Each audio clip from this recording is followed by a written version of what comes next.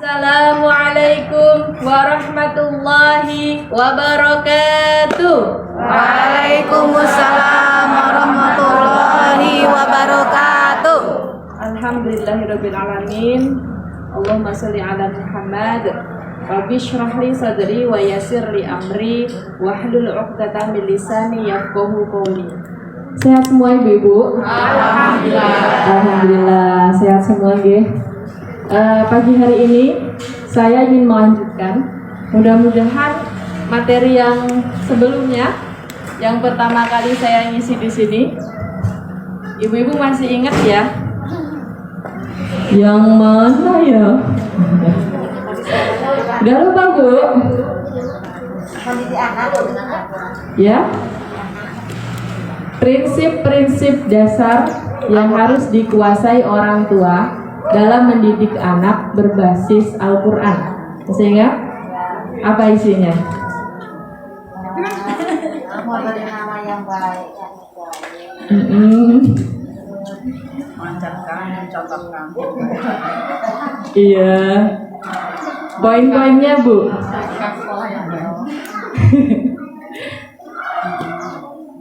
Masih nggak ingat?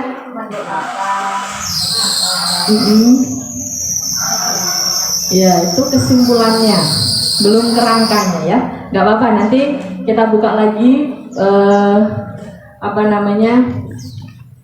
materi yang sebelumnya ya. Nah itu, masya Allah. Iya. Catatannya ada. Iya, kalau mau nyontek boleh kok Bu, bukan ulangan ini ya. Nah, ya, jadi saya mau melanjutkan materi itu karena pertemuan sebelumnya itu belum tuntas ya, dan sepertinya pertemuan hari ini juga belum tuntas. Ya, mudah-mudahan nanti Allah beri kesempatan untuk kita menuntaskan.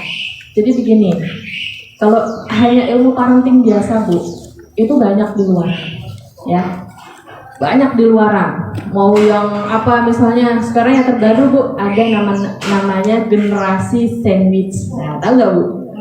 Nggak tahu. Belum. Apa generasi sandwich? Bukan Bu, bukan. Generasi yang dia harus menanggung baik itu beban ekonomi, pendidikan dan seterusnya dari pihak atas orang tuanya dan dari pihak bawah anak-anaknya. Nah, kalau ukurannya orang liberal kapitalis sekuleris ya, mereka menganggap itu adalah sebuah beban. Tapi kalau kita kaum muslimin menjadikan itu adalah ladang pahala. Kalau hanya ilmu birrul walidain biasa Bu, ustadz-ustadzah semuanya banyak yang menyampaikan. Tapi di sini saya ingin membahas birrul walidain itu lebih dalam lagi, lebih cemerlang lagi.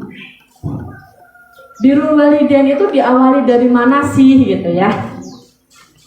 Membentuknya itu dari mana? Terus kalau anak kita sudah terlanjur dewasa bagaimana? Nah, kita ingin membahasnya itu lebih cemerlang, lebih mendalam lagi. Bahkan tidak hanya nanti efeknya pada birrul walidain itu perintah Allah ya Bu ya.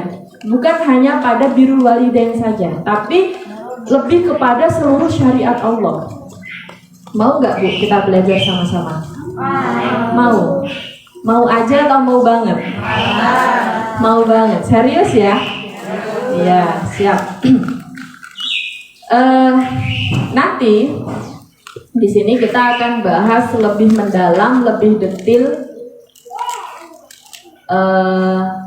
tentang seluruh apa yang Allah berikan gitu ya, potensi apa yang Allah berikan kepada bukan saja anak kita tapi seluruh manusia. Sehingga apa? Kalau problem pokok ini, dasarnya ini ibu-ibu bisa kuasai, maka semua problematika yang muncul di rumah tangga, di kehidupan sehari-hari itu bisa terselesaikan dengan tuntas sesuai dengan syariat. Mau? Siap ya? Oke. Sebelum kita membahas lebih detail tentang birrul walidain, Saya berawal dari, nah ini kayaknya bakal bolak-balik nih. Sebentar.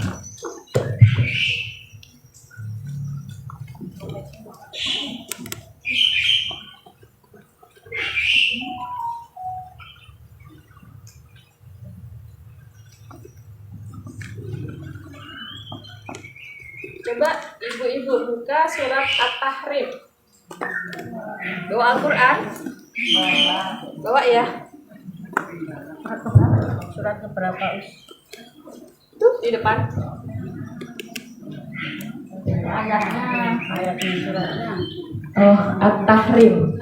66. At-Tahrim itu surat 66. ke-66, betul. Ada yang mau bantu saya baca terjemahannya?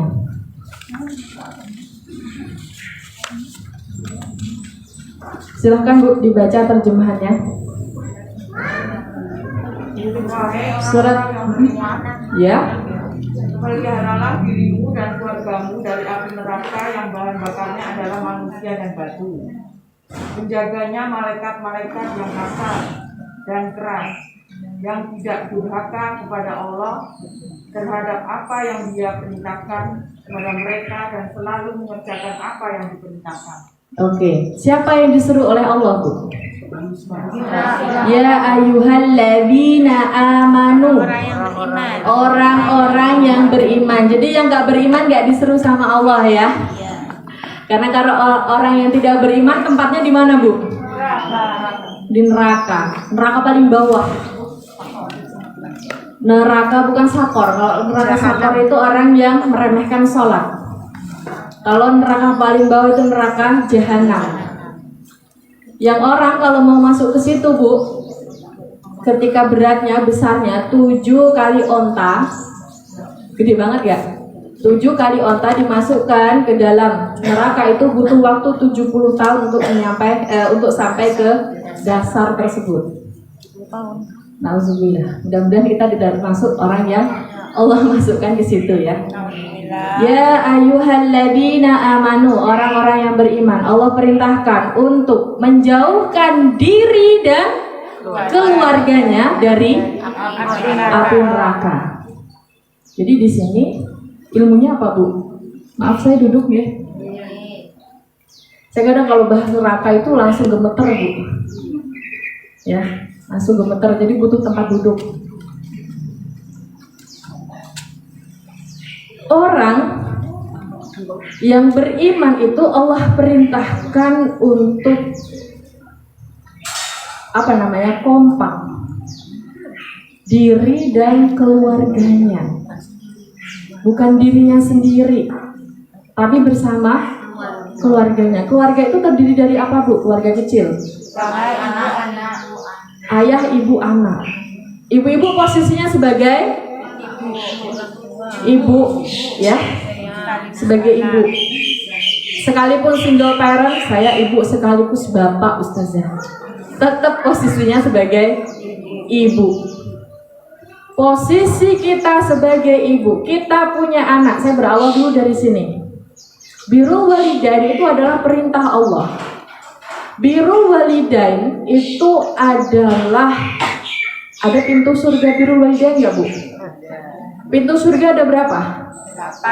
8. Pintu surga birrul walidain letaknya di mana? Paling tengah. Dan paling tengah itu artinya apa?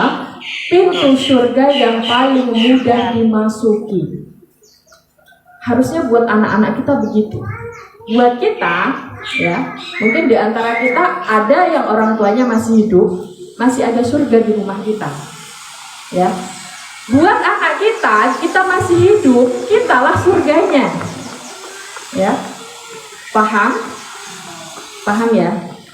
Berikutnya, ayo kita sama-sama antara orang tua dan anak itu saling menjaga, saling mendukung untuk bisa sama-sama masuk surga.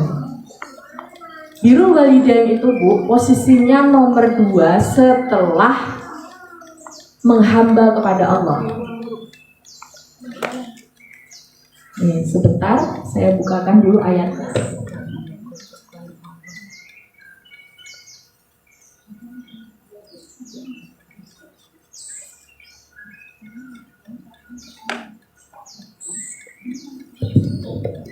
Saya cari dalam Al-Quran paling tidak ada 3 surat ini. Dan kesemuanya perintah Allah yang pertama, janganlah kalian sekutukan Allah.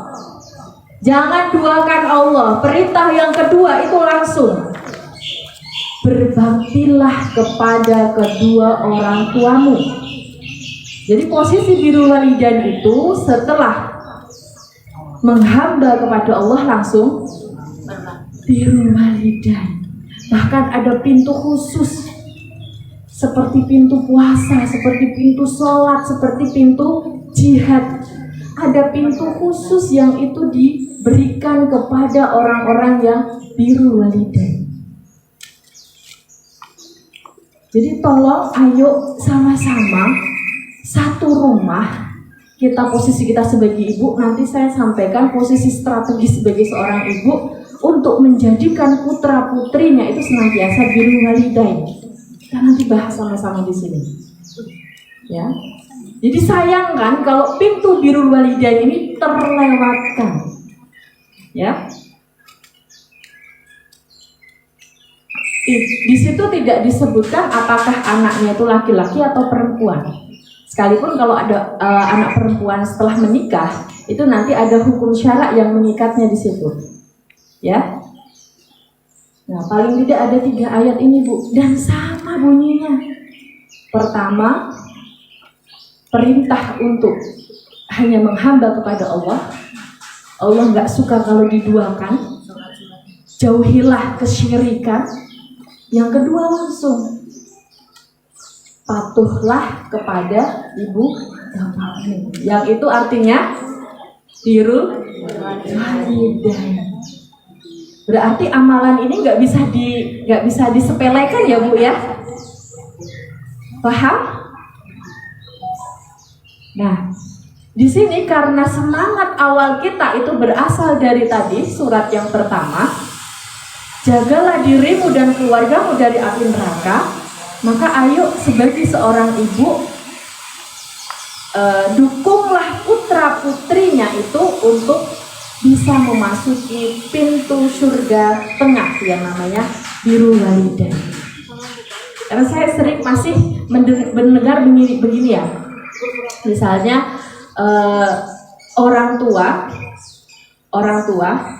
paham ya, kajian yang kemarin juga kalau nggak salah temanya tentang dosa durhaka kan, ya, kepada orang tua.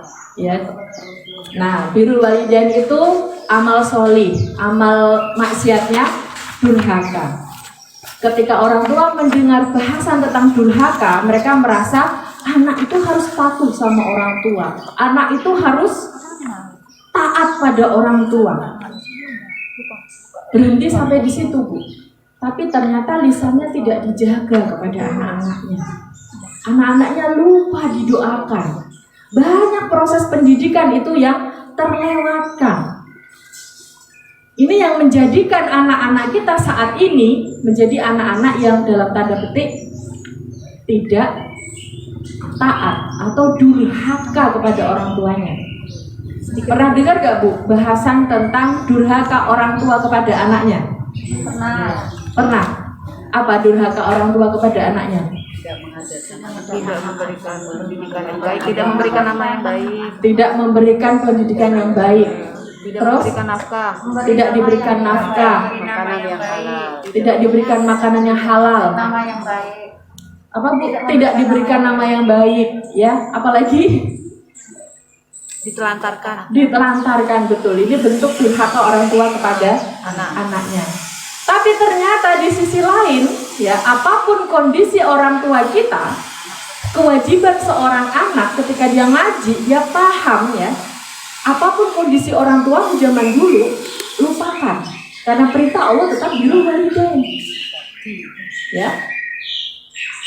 Jadi di sini Allah memerintahkan untuk orang tua memberikan pengasuhan dan pendidikan yang baik kepada anaknya. perintah Allah kepada anak adalah birrul walidain. Betul. Kalau ada orang tua tidak memberikan haknya kepada anaknya, dosa nggak orang tuanya? Dosa. Tapi bukan berarti ketika orang tua dulu lalai memberikan haknya kepada anaknya, terus kemudian saat tua anaknya tidak berbakti. Nah, ini dua dosa yang karena saya masih sering mendengar dari anak-anak usia remaja lah ya, usia remaja itu enak banget jadi orang tua.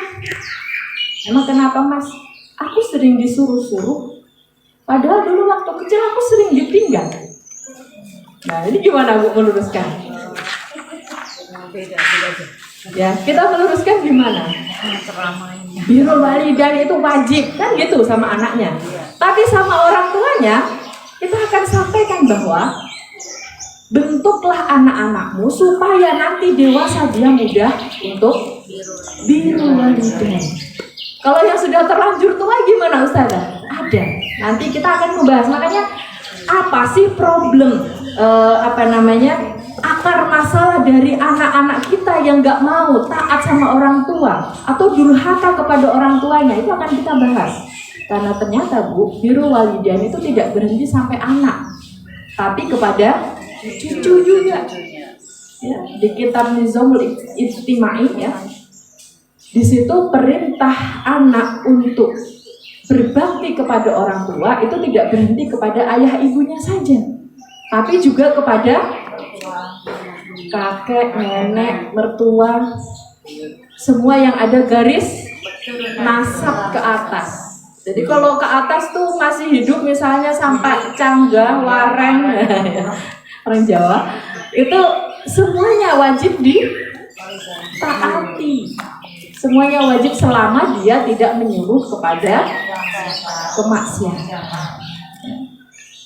Tapi nyatanya ada ya orang tua yang hanya minta uang, atau bukan minta uang ya kalau orang tua, minta ditelepon aja. Tapi anaknya keberatan. Ayo siapa tuh ngaku? Ayo siapa tuh? Atau yang pernah jadi pelaku? Segera taubat. Kalau masih ada orang tuanya, segera minta maaf sama orang tua. Nah, untuk menuju ke sana anak-anak kita supaya senantiasa birrul walidain sama kita, ya kita harus memahami Bu, potensi yang dimiliki oleh anak-anak kita. Jangan hanya menuntut anaknya untuk birrul walidain, tapi orang tua lupa untuk menjalankan kewajibannya. Makanya nanti saya akan sampaikan posisi strategis kita semua. Yang di depan saya ini kan ibu-ibu semua ya. Sebagai seorang ibu, nenek adalah ibunya ibu, ya kan? Nenek, ibu, cucu, ya kan? Masih punya cucu ya Bu ya? Kalau masih punya cucu, itu aset Bu. Aset dunia akhirat. Kalau si mbahnya udah ngaji, ibunya belum ngaji, nah ini nanti kita bahas, ya. Kita bahas. Simbahnya rajin. Kenapa? Simbahnya rajin. Simbahnya rajin. Ya kadang-kadang memang orang itu ininya apa namanya? Bantu nyetek-nyetekin itu aja kan, biar tandanya nggak kesana. Iya, boleh di ini. Ini sebetulnya ada judul sebelumnya. Judulnya adalah Ibu, Surga di Telapak Kakimu. Di telapaknya ada surga ya Bu ya. Ini peran strategis orang tua atau seorang ibu. Ibu adalah guru. Jika engkau telah mempersiapkannya, kita mempersiapkan seorang ibu itu menjadi seorang guru yang baik, berarti engkau telah mempersiapkan suatu bangsa yang mempunyai akar-akar yang baik. Kehancuran sebuah negara itu biasanya diawali dari peran wanita, ya. Peran ibunya. Kebayang nggak kalau ibunya tidak memberikan pendidikan dan pengasuhan yang baik untuk anak-anaknya, efek yang akan terjadi apa Bu?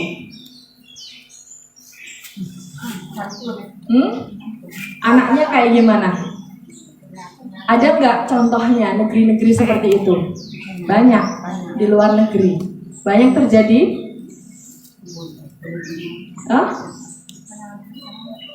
Anaknya dibunuh.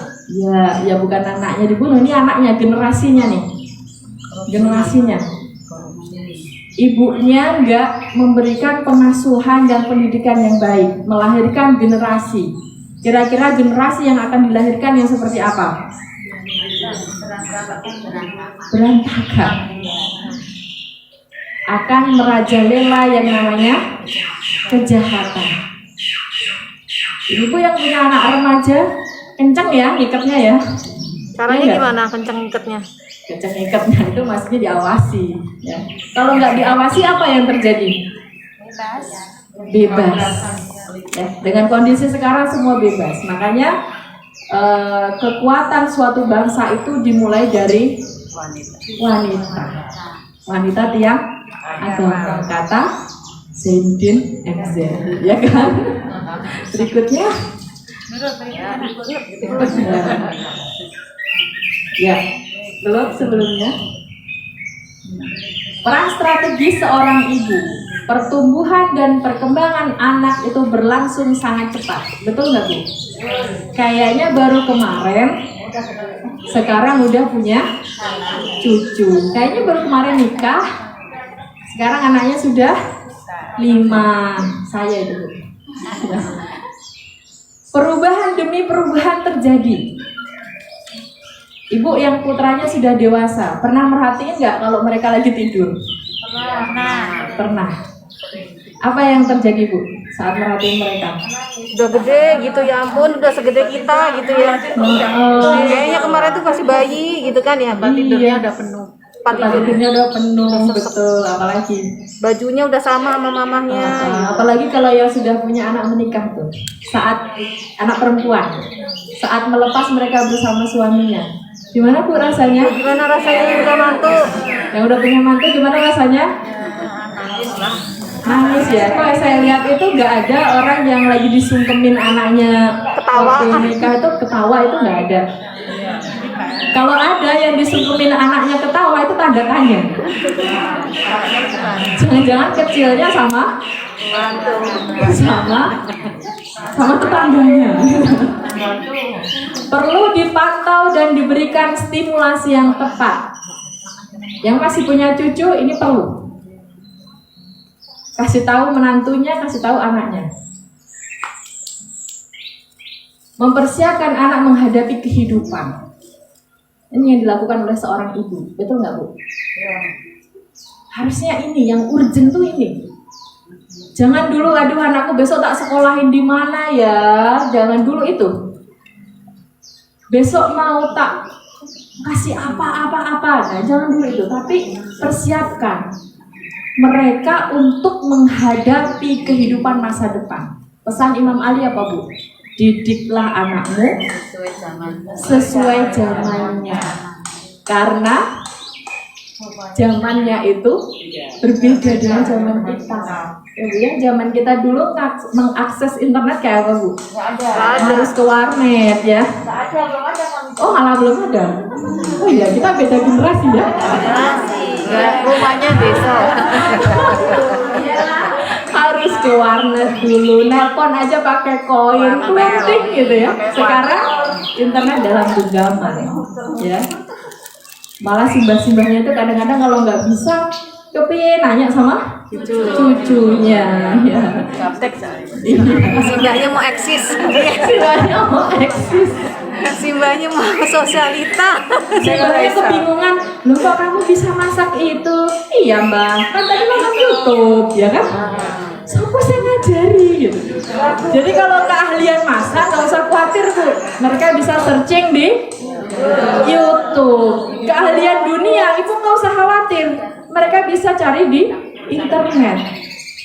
Tapi akhlak, adab, prakteknya di mana? Di rumah, betul sekali. Ibadah siapa yang mampu? Orang tua. Orang tua, betul sekali. Makanya harus dikasih stimulus, ya. Jangan bilang anaknya ayo sholat awal waktu, tapi ibunya main HP ya.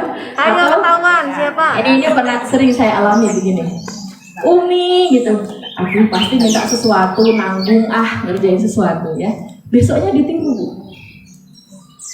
Nazla, dia baca. Nazla, aduh, salah ini. Ternyata saya nyontohin kemarin.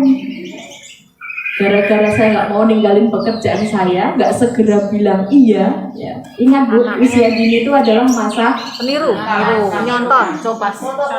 untuk paste. copas.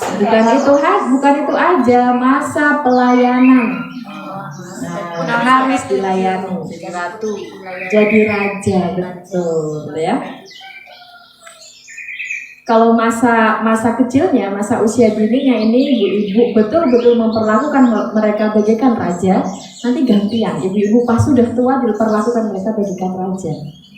Ada yang sudah begitu? Tapi ada yang terlanjur gitu. Oh, terlanjur, bagus.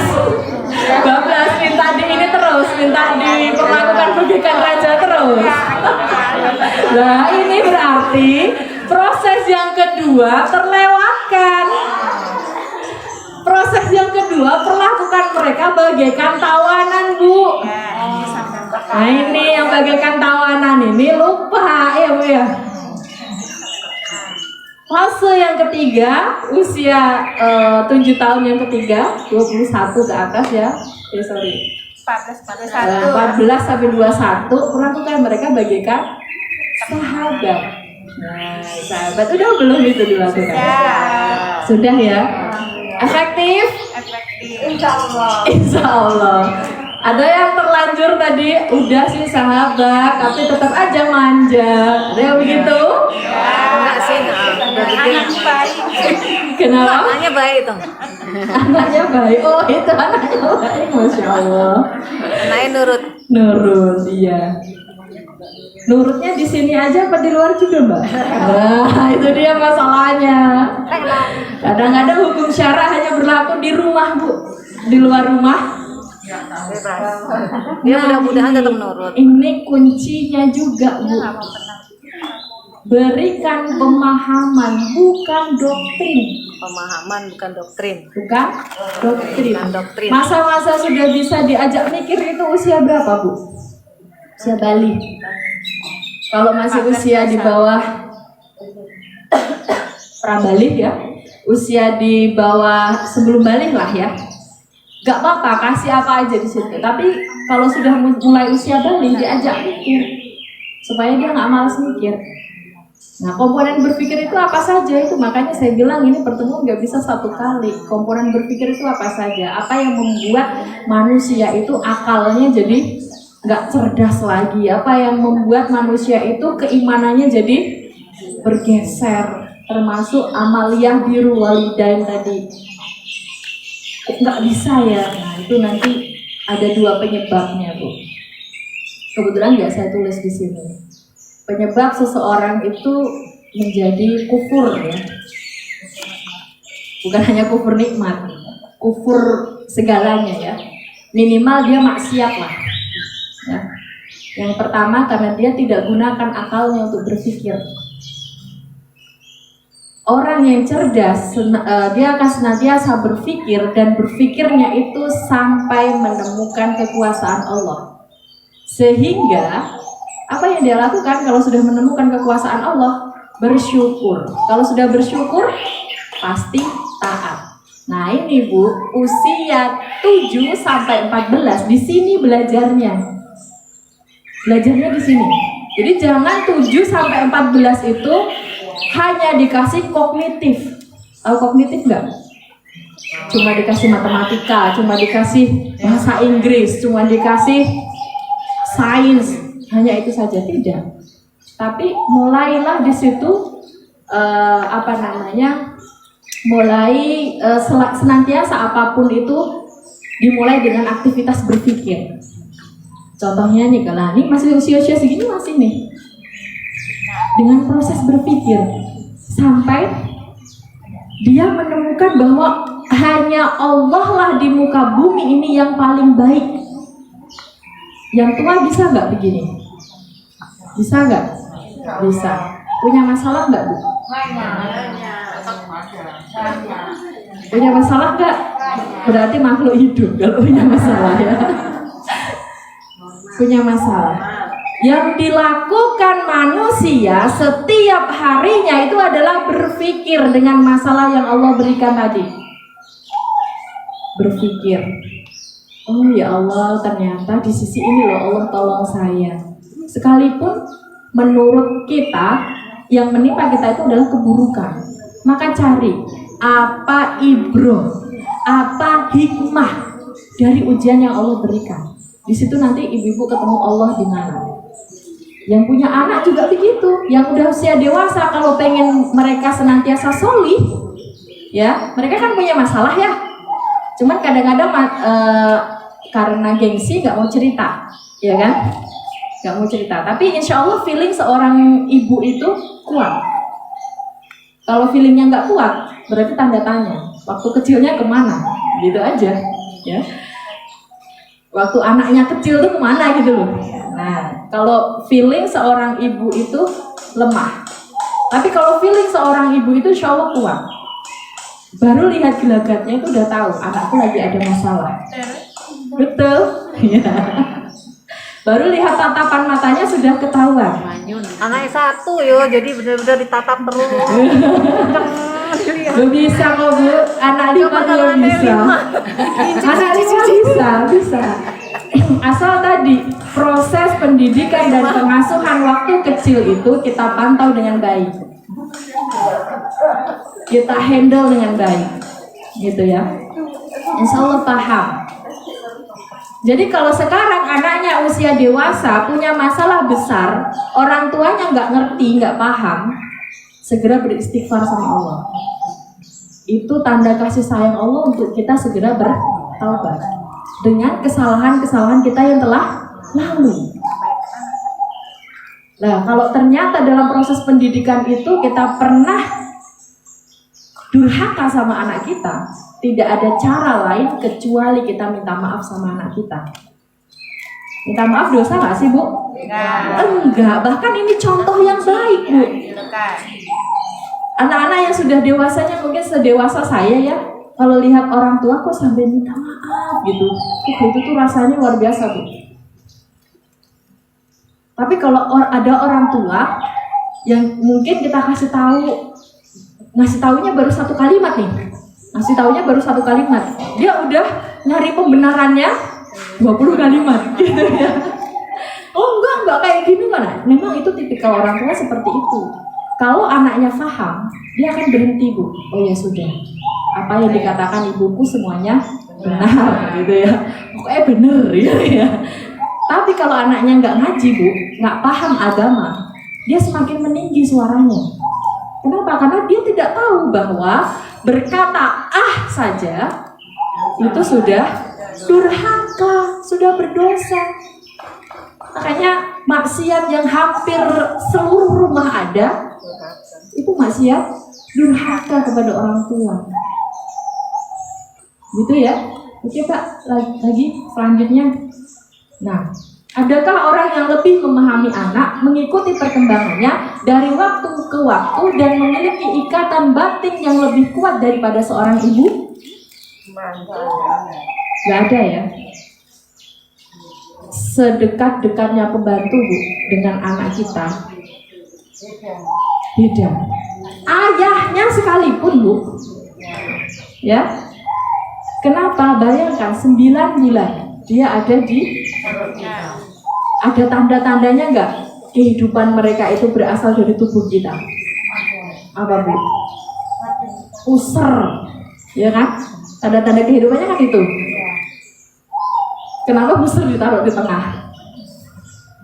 Biar kelihatan, biar seimbang, biar seimbang ke atas dan ke bawah. Iya, kalau masuk angin aja yang dikasih apanya Bu? Busur ya kan? Ya. Kalau tahayulnya masa lalu kan, kalau anaknya panas dikasih kasih bawang merah di pusernya kasih. Bukan, dikasih rendaman tali pusar. Tapi itu nggak boleh ya Bu ya, itu nggak boleh ya, itu nggak boleh. Tali pusar yang bekas segera dibuang. Ya, karena dia merupakan bagian tubuh makhluk hidup. Kalau dibiarkan di rumah mengundang bukan hanya bakteri. Bau tuh. Iya, tapi makanan mereka memang itu ya. Jangan Bu, jangan disimpan ya. Dikubur aja ya, dikubur. Jangan menganggap itu satu hal yang keramat, karena ini nanti tergolong musyrik ya. Segera dikubur yang masih ada di rumah. Kok aku sering mimpi buruk ya, aku sering apalagi diganggu, sering lihat yang aneh-aneh, ternyata diundang ya, diundang lah. Jenengan nyimpen pusar di rumah itu sama aja. Ayo kesini kita pesta, sama kayak gitu. Bunyi. Nah, ayo kesini kita pesta, sama aja seperti itu. Jadi yang masih nyimpen segera dikubur. Doa kita lebih sampaikan ke sana Bu ya. Kalau nggak ada hijab. Ini seorang ibu. Berikutnya Mbak. Rasulullah bersabda. Ayo Bu dibaca sama-sama. 1, 2, 3. Seorang wanita adalah pengurus rumah tangga suaminya dan anak-anaknya, dan dia akan diminta pertanggungjawaban atas kepengurusannya. Hadis Iya. riwayat Muslim. Ada suami ya? Ada anak? Anak, iya. Tanggung jawabnya di mana? Pengurus. Dari pengurusnya siapa? Hah? Seorang ibu, betul. Nanti akan dimintai pertanggungjawaban sama Allah Bu. Ya. Kalau hukum syaranya begini, urusan keluar itu adalah urusan suami, urusan di dalam rumah urusan istri. Tapi bukan berarti istri harus melakukan segalanya di dalam rumah. Bahkan tuh boleh di dalam hukum syara. Ketika kita sudah kewalahan, seorang wanita sudah kewalahan mengurus rumahnya, kemudian dia meminta kepada suaminya untuk didatangkan khadimat atau pembantu, itu boleh, ya. Tapi kalau sudah, ini nanti pilih-pilihnya antara suami istri itu di sini. Kalau urusan keluar berarti urusan suami. Jadi kalau suaminya minta dibeliin apa-apa keluar, Bu, ibu-ibu keberatan tuh boleh protes. Istri harus taat suami, gitu. Hukum syaranya keluar itu urusan suami. Jangan memaksa aku untuk keluar. Tapi boleh nggak keluar rumah? Boleh, atas izin suami. Nggak diizin, bukan izin lagi, disuruh. Diantar. Oh, diantar. Masya Allah, romantis itu kalau diantar. Ya. Cie.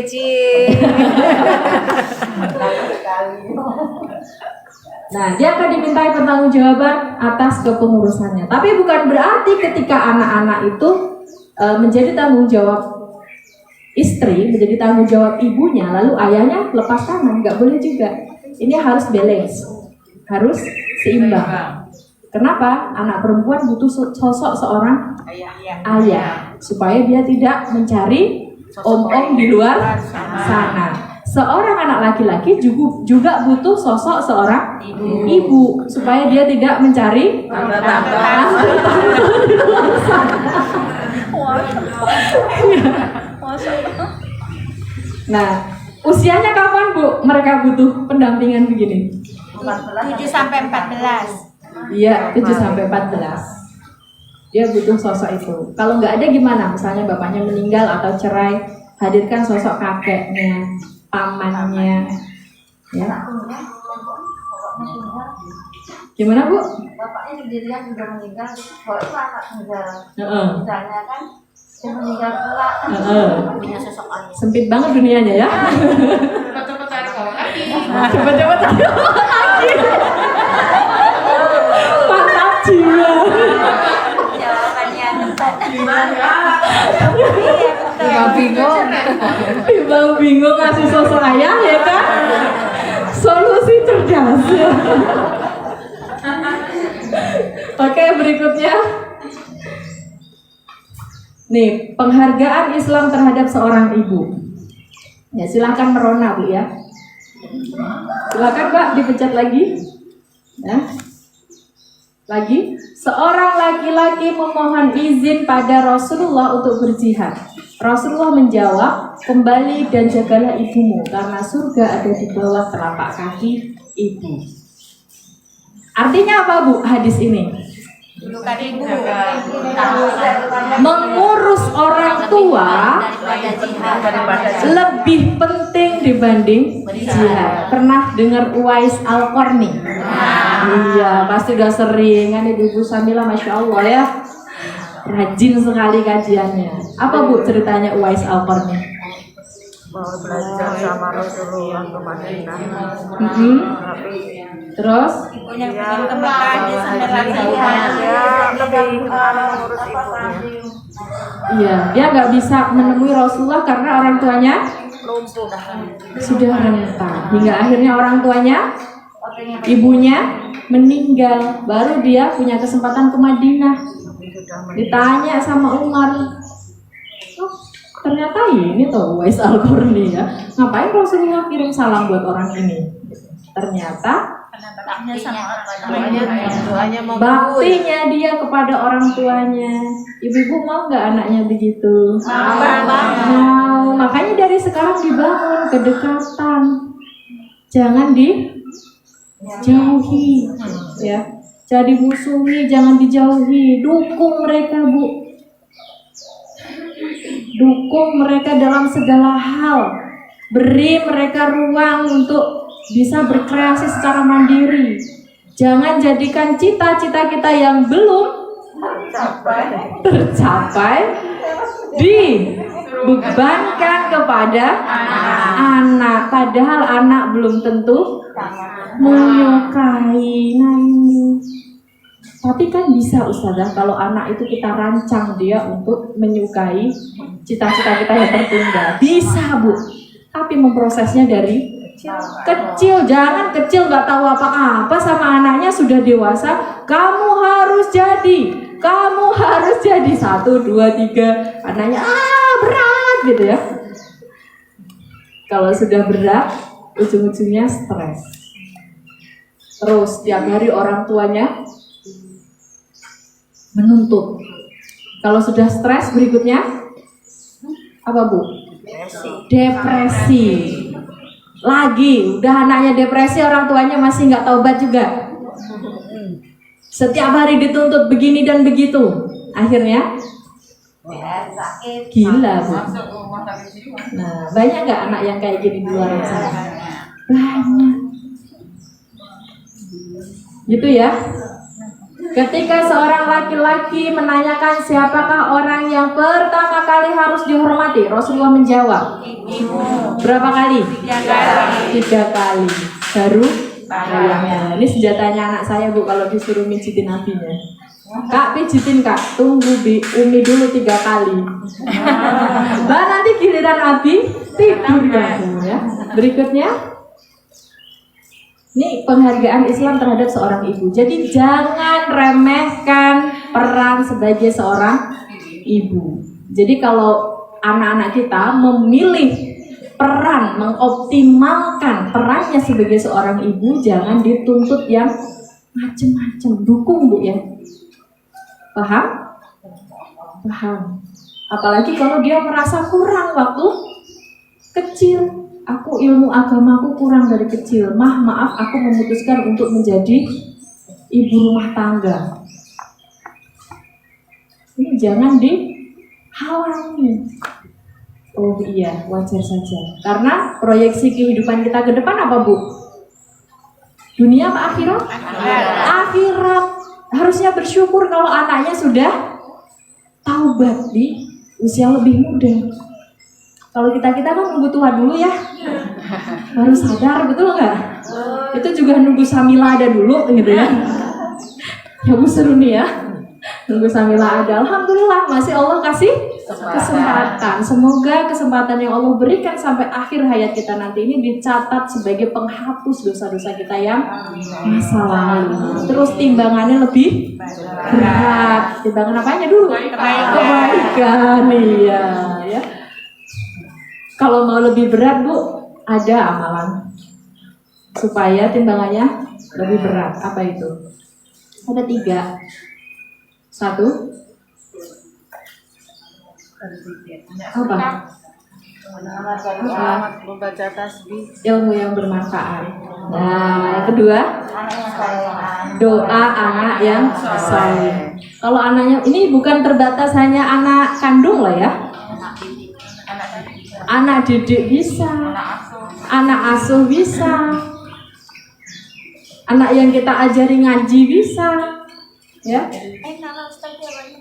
Kenapa? Banyak amalnya. Amin ya Allah. Kemudian yang ketiga, sedekah jariah. Sedekah Bu ini. Sedekah. Karena nanti kalau amal jariah itu masuknya ke ilmu yang bermanfaat itu, ya. Sedekah jariah. Rasulullah ditanya, siapakah yang paling besar haknya terhadap perempuan? Rasulullah menjawab, suaminya. Lalu siapakah yang paling besar haknya terhadap laki-laki? Rasulullah menjawab, ibunya. Nah, ini repotnya nggak punya anak cowok nih. Tenang Bu. Pernah dengar ya sahabat Rasulullah yang orang tuanya dijamin masuk surga gara-gara anak perempuannya taat kepada suaminya. Loh, pahalanya kembali ke siapa Bu? Ibunya. Orang tuanya. Jadi kalau ibu punya anak perempuan, dia memilih untuk taat kepada suaminya, loskan. Ya. Anggap ini adalah peluang surga untuk saya. Lah nek mantune lanang jengkelnya piye Ustazah? Itu urusan dia dengan Allah. Sekalipun ya doa, betul. Sekalipun kita orang tua itu wajib memberinya nasihat. Itu hadis kan luar biasa ya Bu ya. Tapi tidak untuk kondisi saat ini. Kenapa seorang seorang muslim tidak memilih untuk menyambung silaturahimnya? Karena ini juga lebih penting gitu loh. Apalagi sekarang di zaman modern ya Bu ya. Mau izin sama suaminya, taruhlah suaminya lagi di luar negeri misalnya. Mau izin sama suaminya butuh waktu berhari-hari? Enggak kan? Video call, Mas, maaf nih Mama sedang butuh bantuan, boleh ya keluar rumah untuk bantu Mama? Kok kalau bilangnya enggak boleh? Nah ini Bu, siap-siap carikan ustadz buat suaminya anak kita ya. Berikutnya, ini penghargaan Islam terhadap seorang ibu. Dan kami perintahkan kepada manusia berbakti kepada ibu bapaknya. Ibunya telah mengandungnya dalam keadaan lemah, bertambah lemah dan menyapihnya dalam 2 tahun. Ini juga pahala luar biasa Bu. 1 tetesan, 1 teguk air ASI yang diminum anak kita itu 1 kebaikan. Nanti ada hadisnya lagi. Ya Rasulullah, sesungguhnya bagi anak laki-lakiku ini, nah ini ceritanya. Sebetulnya perempuan ini dia adalah seorang kafir ya. Tapi sama Rasulullah itu diberikan ke ibunya. Hanya nanti ketika si anak itu sudah mulai bisa mikir, tamyiz ya, pilihan itu diberikan kepada anaknya. Pernah juga Rasulullah satu kejadian itu suami istri berseteru ya, rebutan anak ya. Rebutan anak, kemudian Rasulullah mendoakan semoga si anak ini ikut bapaknya karena bapaknya yang lebih solih, ibunya masih kafir. Nah ini kalau sudah tamyiz. Kalau masih masa usia hadonah atau pengasuhan, itu wajib diasuh sama ibunya. Haknya pengasuhan itu di garis ibu Bu. Tapi kalau hak perwalian itu ada di garis bapak. Perwalian itu maksudnya tanggung jawab nafkah, ya. Tapi kalau hadonah, pengasuhan, hak perawat, itu ya. Sudah belajar semua ya? Sudah. Ilmu waris juga udah semuanya. Udah pernah udah. ya? Pernah belum. Ingat? Ya. Sedikit. Tahu lah. Ya, tahu ya. Berikutnya, belum. Jadi ibu itu berhak mengasuh anaknya kalau ini terjadi perceraian ya, sampai si ibu tadi menikah lagi. Hadisnya ada di sini. Jadi kalau misalnya ada pasangan suami istri bercerai, kemudian meninggalkan anak, terus ibunya memilih untuk menikah lagi, maka ketika menikah lagi itu tidak boleh mensyaratkan kepada suami barunya, aku mau nikah sama kamu tapi kamu harus merawat anakku dari suami yang terdahulu. Itu gak boleh, itu dijadikan syarat ya. Kenapa? Karena hak pengasuhan itu selesai berhenti saat istri menikah lagi. Nah kalau keluarga suaminya jahat-jahat gimana? Iya. Jahat-jahat gimana? Maka minta pengertian kepada suami barunya.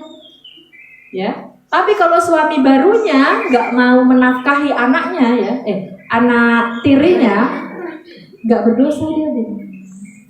Karena nafkah tetap menjadi tanggung jawab bapak kandungnya. Ya. Hukum syara itu ternyata luas ya, Bu ya.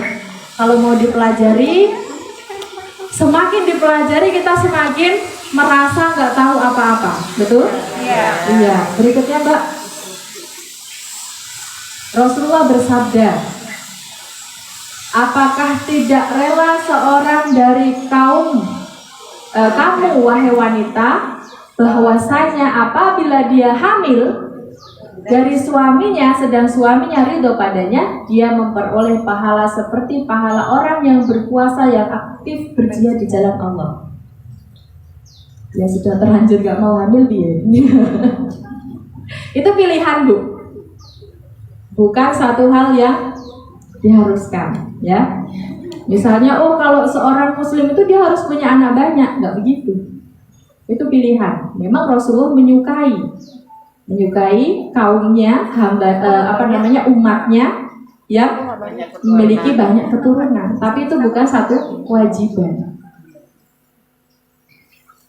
Tapi pahalanya, Bu, besar sekali ternyata. Ada yang hamilnya sampai lebih dari 5? Siapa yo? Banyak rezeki. Kenapa? KB itu mubah, boleh. KB itu mubah. Tapi KB itu bukan jaminan seseorang itu nggak punya anak. Makanya kalau menantunya anaknya mana terus, jangan panik ya. Ibu saya dulu almarhumah gitu, Bu. Setiap saya hamil, ya Allah hamil bener gitu. Alhamdulillah. Iya. Setelah saya bacakan ini baru paham. Ya Allah hamil mana? Iya. Karena sudah kebayang riwahnya. Padahal yang riwah saya sendiri. Ibu saya kan gak di sini gitu ya. Pahalanya besar sekali. Dan KB itu bukan jaminan tadi gitu ya. Makanya kalau anak sudah lahir, seorang ibu sudah terlanjur hamil, itu adalah qadha-nya Allah. Teman-teman saya itu banyak tuh, pasang IUD tetap aja hamil. Ya. Oh gitu. Bobolan ya, Bu. Diikat aja bobolan. Kalau yang ini itu yang haram, nggak boleh. Vasektomi, tubektomi itu yang nggak boleh. Karena apa? Allah tuh mengharamkan hambanya itu yang memutus rahmat. Itu kan sebetulnya Allah kasih rahim, Allah kasih kita kemudahan berketurunan, itu adalah rahmat. Kecuali vasektomi, tubektominya itu dengan alasan kesehatan, itu boleh ya. Kalau dokternya udah nggak ngizinin hamil lagi terus diputus gitu nggak apa-apa atau berarti boleh toh? Nggak boleh. Nah, kecuali ada penyakit. Kayak saya udah di warning sama dokter. Nah, misalnya sudah ada warning ya. Nah, kalau sudah ada warning dari dokter yang beliau lebih ahli, nggak masalah. Nah, nggak masalah atau berarti? Iya. Saya pun udah di warning, Bu, sama dokter. Ibu, padahal dokter Muzayana itu. yang terkenal beliau tuh biasa nangani anak ke-12, ke-13 gitu. Tapi pas saya melahirkan anak yang terakhir kemarin udah di warning. Kalau bisa ditunda dulu ya kehamilannya gitu. Berapa lama saya udah pengen hamil lagi gitu ya. Katanya sudah bendera putih kok saya. Apabila dia merasa sakit akan melahirkan, maka penduduk langit dan bumi belum pernah melihat pahala yang disediakan padanya dan pandangan mata sangat menyenangkan. Jadi sangat-sangat besar pahalanya, Bu. Orang yang tengah merasakan kesakitan saat melahirkan. Kalau yang sesar gimana? Saya rasa yang sesar pun juga merasakan kesakitan. Sama aja kan? Ya, sama aja. Ya. Setelahnya Setelahnya. Saya nggak pernah sesar, Bu, jadi nggak kebayang sakitnya kayak apa sih gitu. Saya sesar terus. Nah, kalau kita normal itu kan pas mau melahirkan itu ya rasanya sampai ubun-ubun ya sakitnya. Subhanallah. Itu kekuatan seorang muslim, Bu, ketika merasakan sakit begitu ya. Kita langsung teringat dengan pahalanya, hilang itu sakitnya. Betul nggak? Bayangkan kalau ini jihad di jalan Allah, ya. Harusnya keyakinan kita itu sama seperti itu, gitu ya. Bukan membayangkan sakitnya, tapi membayangkan pahalanya. Gitu ya, Bu ya. Ribon? Oh, belum ada ilmunya. Belum tahu waktu itu. Ya nggak apa-apa. Minta aja sama Allah dulu. Belum tahu ilmunya. Gitu ya. Dibikin tulisan di kamar bersalin. Nah, kenapa? Dibikin tulisan di kamar bersalin. Ah iya betul. Biar jadi penyemangat. Di bidan ini ada bidan siapa itu? Yang metode Maryam itu loh di Kalasan. Itu ada ditempel hadis yang ini. Tuh siapa yang punya klinik pasang itu. Nah, masuk itu. Ditempelin. Ditempelin. Betul sekali. Nah, jadi kalau ibu-ibu sudah melewatkan masa ini, kalau pengen dapat pahala yang sama dengan ini, maka sampaikan ini kepada Anaknya. anak, cucu, tetangga. Iya, nanti dapat pahala yang sama, Bu, tanpa harus merasakan sakit. Iya. Pahalanya berapa sama nggak usah saya, nggak tahu saya, terserah Allah gitu ya. Oke, berikutnya maka ketika ia telah melahirkan tiadalah keluar seteguk susu dan anaknya menyusu seteguk, melainkan setiap teguk itu berpahala 1 kebaikan. Kalau nggak nyusu gimana? Kalau nggak nyusu ya nggak dapet, Bu. Dapat ya. Nggak dapet. Keluar sapi yang Aslinya nggak keluar. Ya, Sapi yang dapat pahalanya sapi. untung sapi nggak dihisap ya, Bu ya. Jadi dia tidak menghisap pahala kita ya. Nah ini makanya ada teman suami saya itu enaknya jadi perempuan tidur aja dapat pahala. Enak ya? Ya enak. Gimana? Yang biasa nyusuin. Sering belandang nggak, Bu? Ya. Wah, menyusui itu paling enak. Ya, meskipun tadi udah tidur ya. Kalau nyusui itu kayak udah otomatis ngantuk, ya kan? Kalau nggak disusu sakit betul. Ya Allah, luar biasa ya istilah Allah. Sudahlah kita seger badannya, sehat, dapat pahala. Ya, meskipun awal-awal menyusui itu gimana, Bu? Aduh, ya.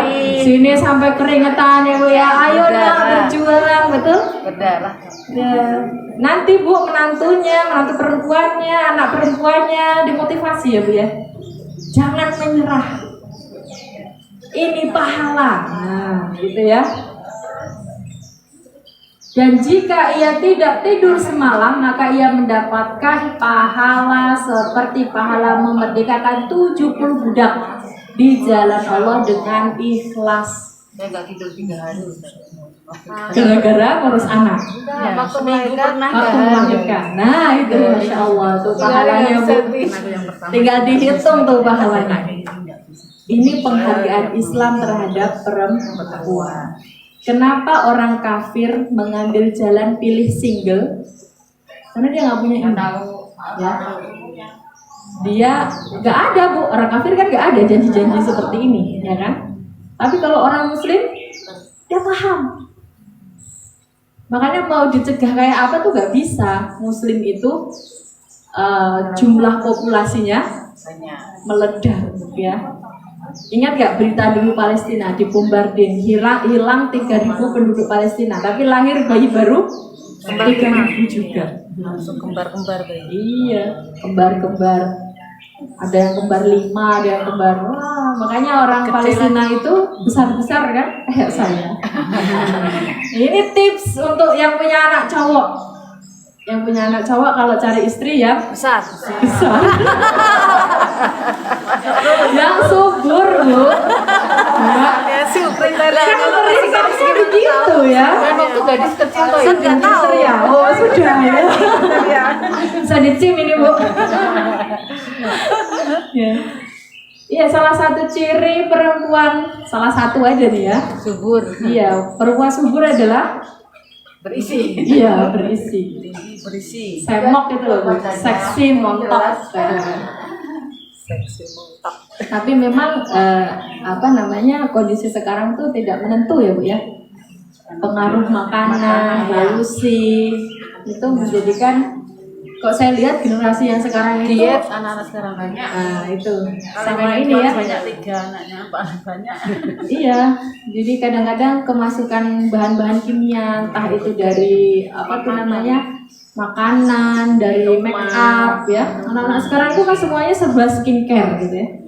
Skincare apa ini Kak gitu. Jadi apa? Ya karena memang industri itu sudah sangat booming ya. Ya jadi gaya hidup. Tapi boleh saja itu. Hanya dilihat lagi kehalalan dan ketoyibannya. Nanti kapan-kapan kita bahas ya Bu ya, halal toyibnya makanan. Halal toyibnya kualitas hidup kita. Nanti kita kapan-kapan kita bahas itu. Berikutnya itu penghargaan. Ini baru penghargaan Bu, belum ke tips-tipsnya ya. Gimana ini coba? Nasihat Rasulullah kepada putrinya Fatimah ketika Fatimah meminta khodimat, meminta pembantu kepada Rasulullah. Ya Rasulullah, aku ini putramu, kata Fatimah. Aku capek, pekerjaan rumah sangat banyak. Yang keluar kata-kata dari lisan mulia Rasulullah ini Bu. Wahai Fatimah, wanita yang membuat tepung untuk suami dan anak-anaknya, Allah pasti akan menetapkan kebaikan setiap biji gandum, melebur kejelekan dan meningkatkan derajat wanita itu. Mereka gandum Bu, kita. Di situ nggak tertulis kalau pakai magicom enggak loh ya, nggak tertulis begitu. Itu dulu enggak gitu. Ya, itu dulu loh ya, gitu enggak Bu. Kalau lu gampang numpuk dulu zaman dulu aku. Iya, ketahuan tahun berapa itu.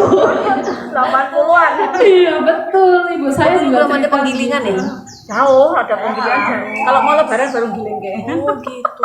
Iya, sama. Ibu saya juga belum gitu. 1 butir beras, berapa kebaikan Bu di situ?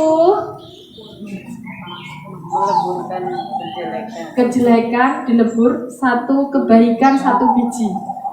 Dan meningkatkan derajat. Jadi pekerjaan ibu rumah tangga itu bukan pekerjaan yang hina, buruk. Nih pahalanya mantap jiwa. Ya. mantap jiwa. Baru masak nasi Bu. Misalnya dulu kan belum lodeh tahu, belum bikin lodeh. Belum bikin Lodeh. selainnya yang daging itu rendang. Nah, sulit banget kan itu.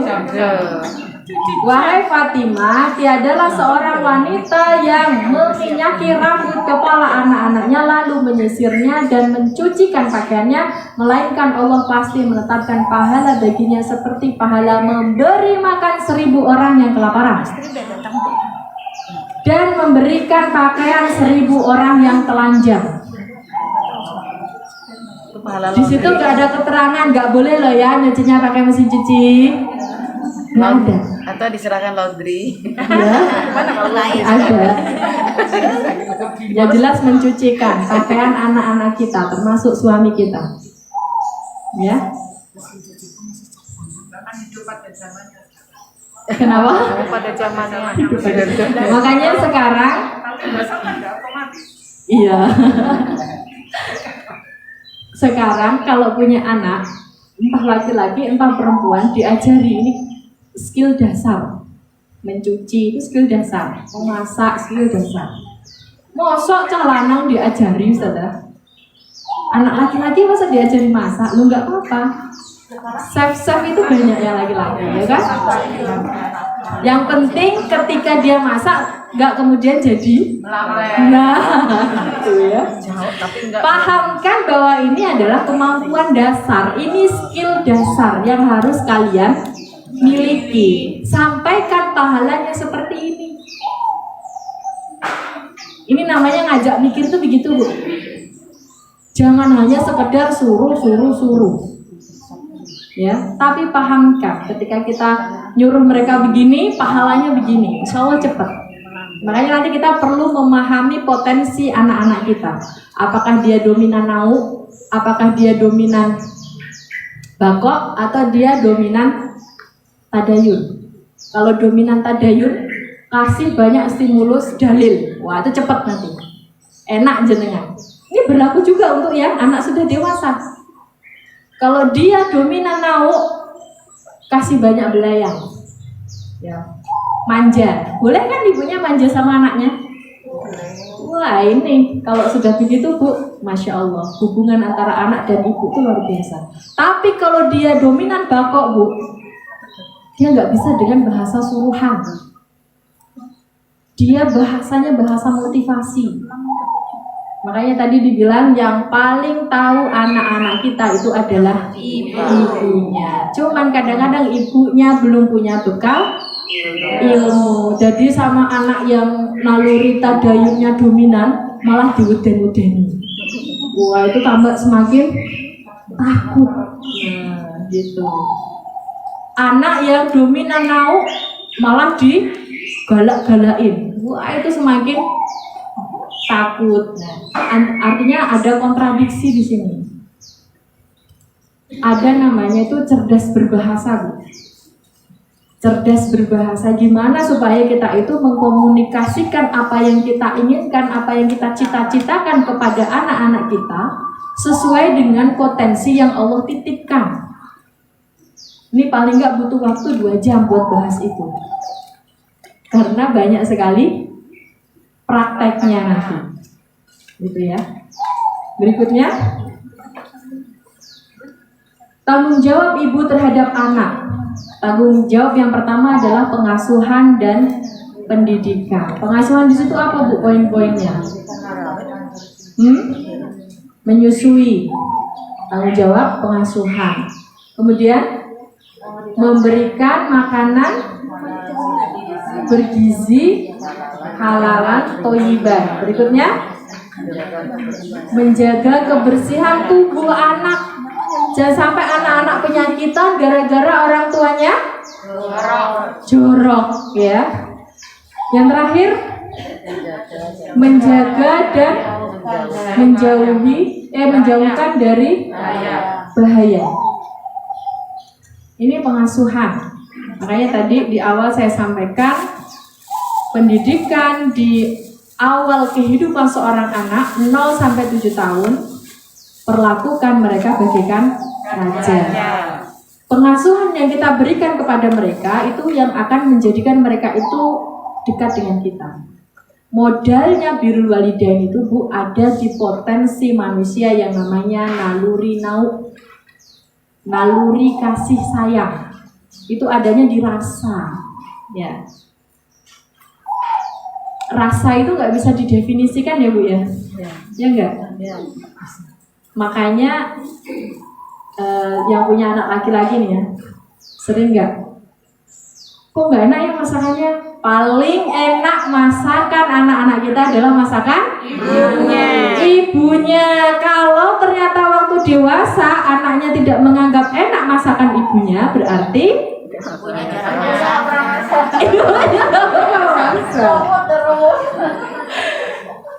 gufut terus ibunya.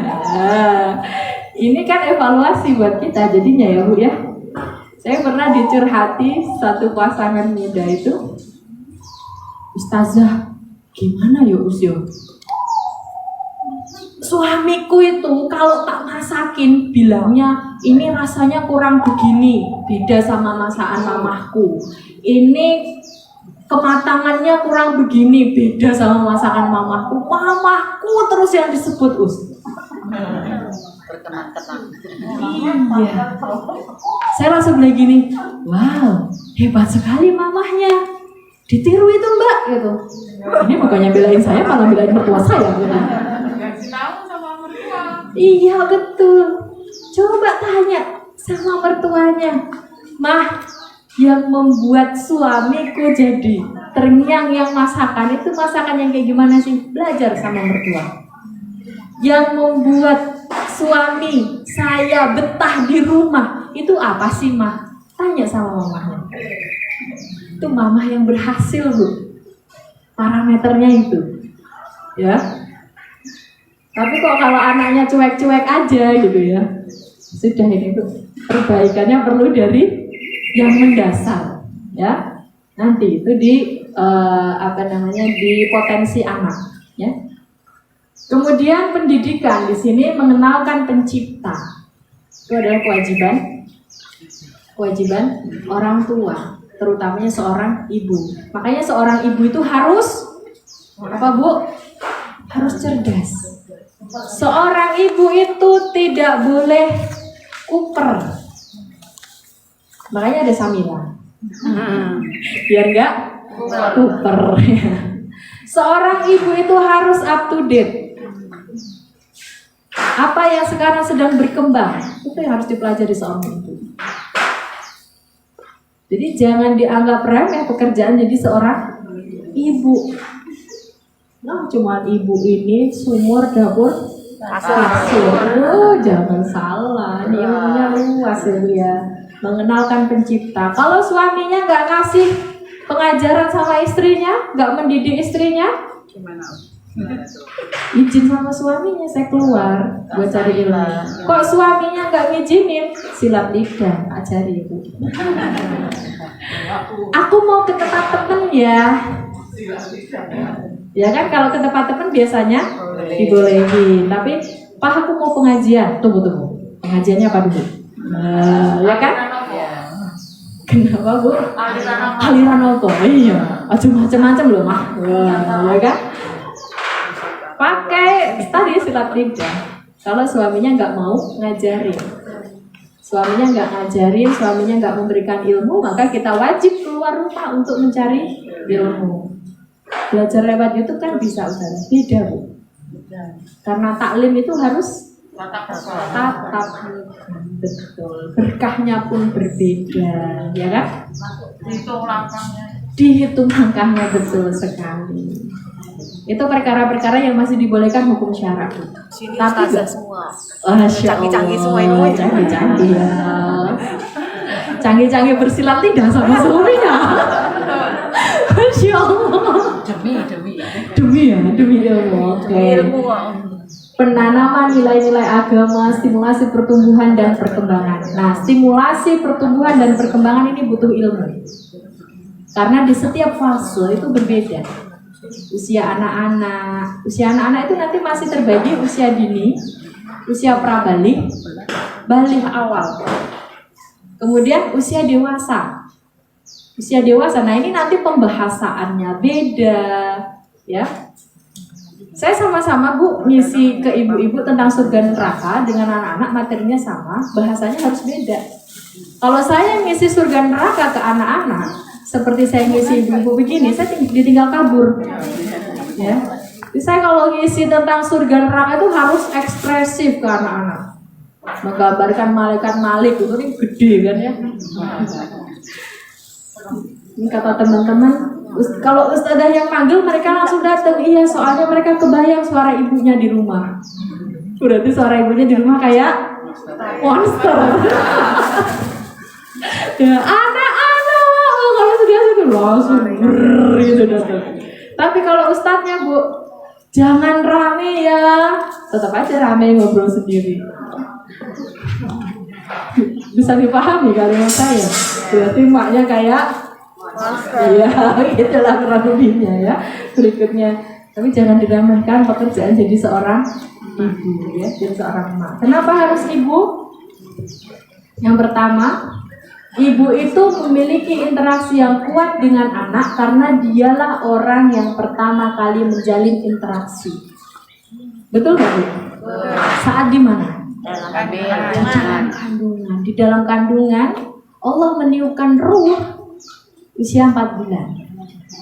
Sebelum Allah tiupkan ruh itu ke rahim seorang ibu, Allah sudah mengambil janji dari si anak tersebut. Ya. Janjinya apa, Bu? Janjinya apa? Senantiasa mentauhidkan Allah. Makanya ketika lahir, ya, yang menjadikan si anak itu Yahudi, Nasrani, Majusi siapa? Orang tuanya atau orang dewasa di sekitarnya. Dari sejak dalam kandungan, pendengaran anak itu sudah berfungsi. Ya. Jadi bisa Bu diajak ngobrol. Sudah bisa diajak ngobrol, sudah mulai terjalin yang namanya kedekatan emosional. Makanya kalau ada anak ketimpa musibah, yang feeling siapa biasanya? Ibu. Ya. Kalau nggak feeling ibunya berarti Bapaknya. bukan bapaknya, ada sesuatu gitu ya. Anak angkat. Oke, 5 menit lagi. Kita nggak bisa selesaikan ini ya Bu ya. Insya Allah kita lanjutkan pertemuan selanjutnya. Kita sampai di sini. Memahami dan selalu mengikuti seluruh aspek tumbuh kembang anak tanpa ada yang terlewat karena dia selalu beserta anak. Ini harusnya seorang ibu begini, harus senantiasa beserta anak. Boleh nggak pengasuhan itu didelegasikan? Boleh. Secara hukum syarak boleh. Tetapi yang memantau pengasuhan tersebut itu harus tetap seorang ibu. Pengasuhan itu Bu, kalau kita delegasikan ke orang lain, orang yang kita beri amanah untuk mengasuh itu ada kriterianya kalau dalam Islam. Satu, orang yang amanah, tidak boleh orang yang maksiat, ya. Kemudian harus orang yang sudah dewasa, akil balik, ya. Dewasa tapi dia nggak akil, nggak boleh. Jadi nggak boleh sembarangan kita bikin babysitter ya Bu ya. Islam Dewasa ternyata nggak akil tuh gimana Mas? Hah? Dewasa nggak akil tuh gimana? Sudah berakal. Oh. Nah, dewasa usianya sudah usia haid atau ihtilam tapi tidak berakal. Akalnya tidak berfungsi. Idiot. Dia bisa idiot, bisa gila, bisa autis. Akil itu ada yang sebagian, ada yang total. Gitu ya. Kemudian menjadi qudwah karena dia adalah orang yang terdekat dengan anaknya. Jadi apa? Contoh yang baik untuk anak-anaknya. Ini harusnya seorang ibu itu seperti itu. Jadi kalau kita pembahasannya birrul walidain, kalau anak kita itu pengen taat, patuh atau birrul walidain dengan kita orang tuanya, maka beri contoh yang baik untuk anak kita. Dengan cara apa? Patuh orang tua. Kita patuh juga sama orang tua kita. Kalau orang tuanya udah meninggal, jadi gini, setiap amal kita sampaikan, Nak, Mama wakaf atas nama nenek. Ini Mama lakukan supaya nenek Allah ampuni dosa-dosanya yang telah lalu. Ini Mama lakukan dalam rangka Mama birrul walidain. Iya Bu ya. Mengunjungi saudara. Nah, ini temannya nenek. Mama ingin menjalin sila ukhuwah dengan temannya Mama ini. Menjalin sila ukhuwah dapat pahala nggak Bu? Ibu dapat pahala, orang tua ibu yang memberikan contoh juga dapat pahala. Ibu sedang mendidik anak ibu untuk birrul walidain. Nah, harusnya generasi sandwich ini yang begini ya Bu ya. Ke atas kita berbuat baik, ke bawah kita beri contoh yang baik. Bukan ke atas harus membiayai, ke bawah membiayai, hitung-hitungannya rugi dong gitu. Ini orang-orang yang perhitungan atau kapitalis, betul sekali. Menerapkan prinsip belajar untuk diterapkan karena dia paling banyak memiliki waktu bersama anak. Prinsip apa? Belajar. Jadi kalau ini sudah terlewat gimana? Sudah anaknya sudah terlanjur dewasa. Maka yang perlu kita lakukan apa Bu? Menyampaikan kepada mereka. Kalau misalnya zaman dulu saya sering salah fokus ke anak. Harusnya kita berikan mereka pendidikan adab, akhlak, akidah, syariah, muamalah gitu ya. Tapi kita terlewat memberikan itu. Kita baru ngertinya pas sudah dewasa, pas sudah tua. Sampaikan ke anak apa yang ibu lakukan dulu kurang tepat. Makanya nanti ini ada Bu ilmu bahasa, cerdas berbahasa. Ya. Kapan-kapan kita bahas ya. Cerdas berbahasa. Cerdas berbahasa ini bukan hanya untuk anak kita, tapi juga untuk beda ilmunya dengan public speaking loh Bu. Ya. Jadi kita bisa memahami potensi anak kita. Tadi kita lihat dia dominan di mana, maka kita bahasa ke mereka juga bahasa-bahasa yang tepat. Gitu ya. Yang berikutnya, paling berambisi mencetak anak yang soleh karena itu adalah investasi terbesarnya untuk akhirat. Orang yang paling berambisi anak kita sukses dunia akhirat siapa? Ibunya. Kalau bapaknya belum, sering lakukan diskusi dengan ayahnya supaya satu frekuensi. Ya. Makanya nanti komunikasi ke bapaknya juga harus tepat. Kita lihat suamiku ini dominan bapok, dominan mau, atau dominan tadayun. Supaya bahasa-bahasa yang kita sampaikan ke suami kita bukan bahasa yang salah. Kalau ternyata suami kita dominan bapok, Bu ya, orangnya mendominasi, suka memimpin. Nah, ciri-ciri orang dominan bapok itu suka memimpin, Bu. Dia nggak bisa pakai bahasa suruhan.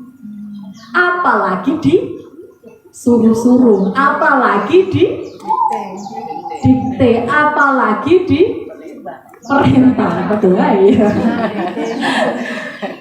Ini mereka nggak suka dengan bahasa-bahasa itu, disalah-salahin pun nggak mau. Ini pentingnya kita, ya. Dan kalau misalnya ada kan ya suami itu manut banget gitu ya. Ini naluri bapaknya harus dinaikkan Bu. Karena fitrahnya seorang laki-laki itu adalah pemimpin. Modal memimpin itu adalah naluri bako. Ya. Modal berkasih sayang, modal biru walidain baru naluri nau. Jangan kita ngomongin biru walidain tapi bahasanya bahasa bako, nggak nyambung. Nah, ini yang kadang-kadang butuh banyak sesi Bu kalau udah bahas bahasanya. Dan kira-kira nanti ilmunya manfaat nggak untuk keharmonisan rumah tangga? Manfaat banget. Saya punya anak 5, beda-beda semua Bu cara komunikasinya. Saya coba anak yang keempat ini potensinya mirip anak yang nomor 1, tapi bahasanya saya rubah, nggak seperti anak nomor 1. Beda Bu, outputnya beda. Ya. Kemudian yang terakhir, tulus dan penuh kasih sayang karena dialah yang melahirkan. Gak ada seorang ibu itu sebetulnya ya, kalau dia seorang ibu yang baik, maklumat sabikohnya bagus, tidak teracuni dengan setan-setan yang ada di sekitarnya, harusnya seorang ibu itu naluri nauknya kuat, naluri kasih sayang kepada anaknya itu kuat, ya kan? Hanya kadang-kadang potensi-potensi yang Allah berikan ini tidak sesuai peruntukannya gara-gara tadi 2 hal. Yang pertama, akalnya tidak digunakan untuk berpikir. Yang kedua, apa Bu? Gangguan setan. Setan itu berasal dari jin dan manusia. Maka tugas seorang ibu, tugas orang tua, ya, menjaga putra-putrinya dari tempat-tempat yang di sana, ya, yang di sana itu banyak terjadi gangguan setan, dengan bahasanya. Tempat-tempat yang menjadikan orang-orang terganggu setan tadi ya, itu tempat-tempatnya seperti apa? Tempat-tempat yang banyak maksiat. Jadi jaga putra-putrinya. Kadang begini, waktu kecil sudah diberikan pemahaman yang baik, tapi dewasa berubah. Nah ini mungkin controlling kita sewaktu dia dewasa, dia mendatangi tempat-tempat yang penuh maksiat, sehingga terpengaruh, pemikirannya itu terpengaruh dengan tempat yang buruk tadi. Bisa dipahami nggak, Bu? Bisa ya. Terutama sekarang, Bu, tempat yang buruk itu bukan lagi tempat seperti apa ini namanya, tempat offline begini ya. Tempat yang online pun banyak, ya. Dan itu semua dalam genggaman, bisa game, bisa tontonan. Ini yang merubah akal manusia, Bu. Drakor. Iya, drakor. Beneran deh anak-anak sekarang drakor. Mamanya juga ya. Mamanya juga. Berarti mamanya kena gangguan juga dong. Iya, nggak pernah lihat. Nggak apa-apa, boleh Bu lihat, tapi jangan terpengaruh dengan gaya hidup mereka. Ya kan, kadang-kadang kita perlu tatap, Bu, perlu melihat secara jelas apa sih yang mereka lakukan. Kenapa kok mereka tertarik? Nah, terus jangan ikut-ikutan tertarik ya. Kalau ikut-ikutan tertarik berarti kita mengikuti bisikan syaitan. Ini drakor tuh setan ya? Ya, gini loh, jadi drama-drama kayak gitu termasuk sinetron itu ini ya, membuat kita itu penasaran, ya kan? Kalau kita cuma lihat nggak masalah, itu nggak jadi haram ya melihatnya. Tapi kalau melihat lalu kemudian mengikuti gaya hidup mereka, itu yang kemudian salah. Nanti di Telaga Kausar, Rasulullah akan membagikan apa, Bu? Air. Air KIB. dari Telaga Kausar dibagikan kepada umatnya, di mana gelasnya itu jumlahnya Sebanyak bintang di langit. iya betul, sebanyak bintang di langit. Berarti kan banyak banget ya. Tapi ada orang yang mendatangi Telaga Kausar tadi, lalu dia menyingkir. Kamu sini, kamu umatku, kata Rasulullah. Dia geleng-geleng.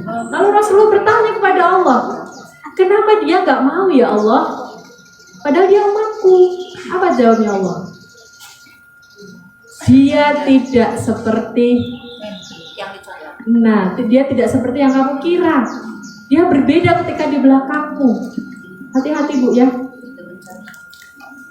Jangan sampai kita tidak mendapatkan jatah menjadi umat Muhammad saat kita apa, Bu? Kita percaya, kita bersolawat dengan Rasulullah setiap hidup di sepanjang hidup kita. Kita meyakini Rasulullah itu sebagai Rasul, tapi kita tidak tergolong umatnya. Kira-kira amalan apa? Tidak termasuk golonganku, kata Rasulullah. Orang munafik itu ya? Orang yang melakukan kebiasaan kaum lain. Nah, ini kalau anak-anak remaja sekarang ditohok begini langsung diem, Bu. Hadap ke bawah.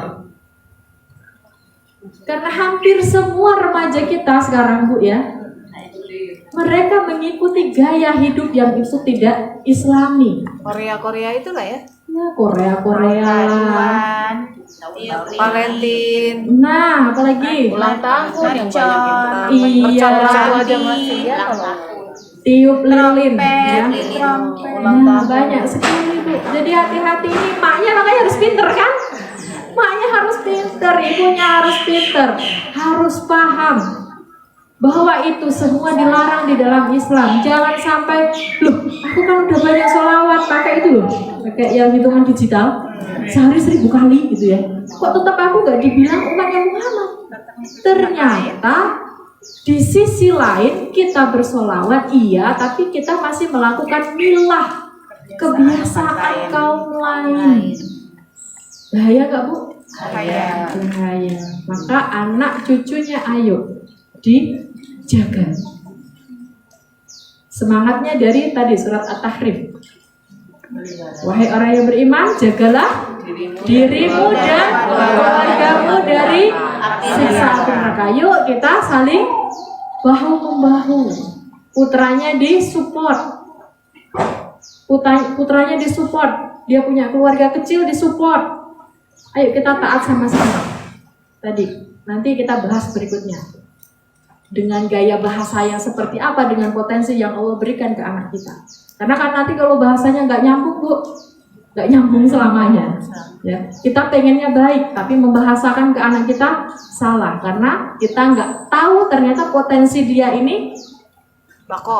Nah ya, potensi dia bako, potensi dia nau, potensi dia tadayun, potensi tadayun madu udin. Ya. Lah itu tuh masuk neraka loh, nanti begini, nanti begitu, wah tambah takut itu. Ujung-ujungnya apa? Aku gak mau belajar Islam. Aku wedi. Kok nek ngerti aku ngerti apa-apa? Jadi tambah wedi. Nah, jadi nggak bisa ngapa-ngapain. Nah, ini seringnya yang potensi tadayun begitu. Efeknya, jadi padahal niatnya udah baik kan? Gara-gara cara mengkomunikasikannya salah, akhirnya efeknya tidak baik. Orang tua juga punya senjata luar biasa doa, tapi belum selesai saya sampaikan karena waktunya sudah habis. Kita lanjut ke sesi tanya jawab ya. Ini masih banyak, nanti boleh di fotokopi Bu. Ada setebel gini. Ini baru seperempat dari materi parenting yang biasa saya sampaikan.